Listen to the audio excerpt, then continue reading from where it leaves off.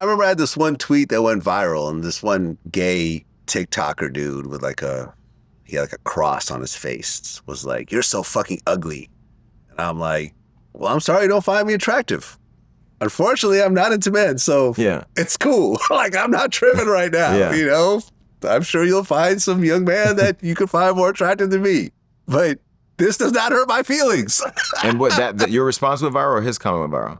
Well, my original tweet was going viral already. I forgot what it was. Okay. It was about me being broke at one point or something, Okay. and people questioning it or something. And he just decided to chime in. It's like, oh, you know, fuck you, you culture vulture or something. And, Oh, wow. you know, there was some back and forth. But I never used any gay slurs towards him. But, you know, I responded to him. I think my response was like, you're going to regret that face tattoo later in life. Yeah. You know, and he was like, you're so fucking ugly. And I'm like, well, I'm sorry you don't find me attractive. The one thing that I will say in my journey of becoming having notoriety is that I had a different gay experience before I became famous. Like, I was never called a faggot until I was 44 years old. You know, I've never been attacked for being gay. I've never been treated that way. And I have friends who are maybe more feminine or that, you know, may dress a certain way that may look gay or whatever.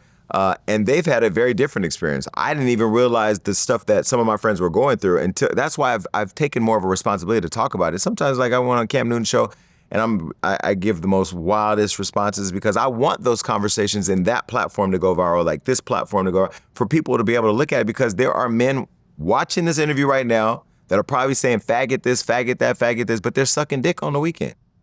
And I'm sorry.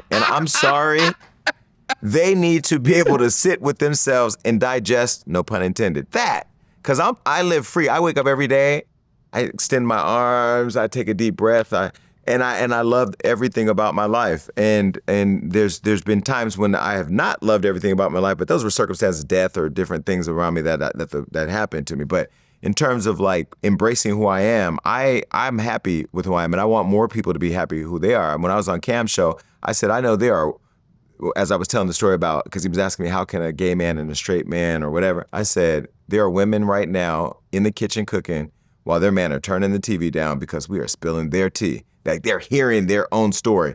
And I know I have a lot of straight friends and they feel very comfortable with me, like as you were saying, you know, you're comfortable with who you are, you're not worried about what somebody else is doing.